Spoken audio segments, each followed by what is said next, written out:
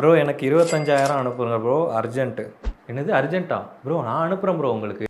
கேளுடா கேளு. ஃப்ரெண்ட்ஸ் இப்போ பாருங்கள் ஃப்ரெண்ட்ஸ், நான் 25,000 அவருக்கு அனுப்புகிறேன். அவ்வளோதான் ஃப்ரெண்ட்ஸ், அனுப்பிட்டேன். ஸோ உங்களுக்கும் இதே மாதிரி எதுவும் அமௌண்ட் தேவைப்பட்டுச்சு அப்படின்னா மறக்காமல் கமெண்ட் பண்ணுங்கள். கிளிப்பேன். நான் எதுக்கு அனுப்பணும் உங்களுக்கு? நான் எதுக்கு காசு அனுப்பணுன்றேன்? என்னங்க எனக்கு ஒன்றுமே புரியல. இன்ஸ்டாகிராமில் இந்த மாதிரி வியூ ஸ்கேம் வந்து நடக்குது.